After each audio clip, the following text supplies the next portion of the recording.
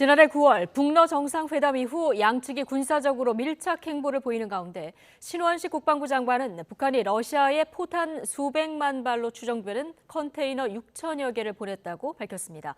또 북한이 앞으로 재래식 전력 가운데 무인기 체계에 가장 중점을 두고 전력을 증강할 것으로 내다봤습니다. 조수연 기자의 보도입니다.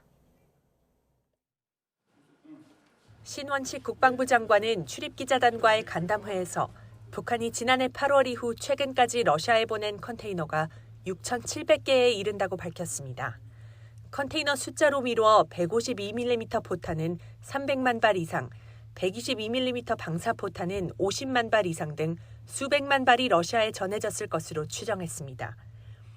현재 북한 군수공장 수백 개 가운데 30%가 가동 중인데 러시아 관련 공장은 모두 가동하고 있는 것으로 보인다고 말했습니다.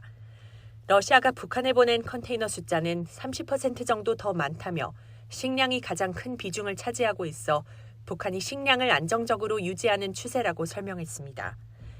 컨테이너에는 무기 관련 부품도 포함된 것 같다며 나중에 완성체로 받기 위해 부품 소재들을 러시아가 제공하고 있는 것으로 평가했습니다. 군사과학 기술이 러시아보다는 뒤지니까 러시아가 현재 운영하고 있는 유도무기 체계들의 유도 장치들은 러시아가 직접 만들고, 그래서 북한은 거기에 이제 로켓 추진체 부분을 조립해서 넘겨주는 게 아닌가로 추정이 됩니다. 신 장관은 또 9.19 군사합의 폐기를 전후로 북한 전방 지역에서의 무인기 동향은 크게 바뀐 게 없다고 말했습니다.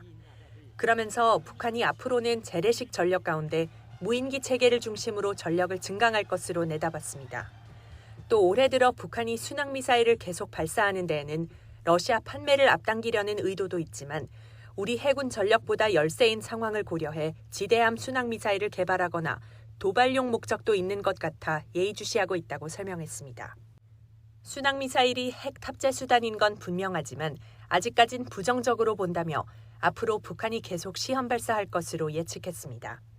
이어 지난해 9월 북한이 전술핵 공격 잠수함이라고 주장하며 공개한 김군옥 영웅함은 진수식 이후 밖으로 나오지 않았다며 현재 내부 장비를 장착하는 활동을 하는 것으로 추정했습니다.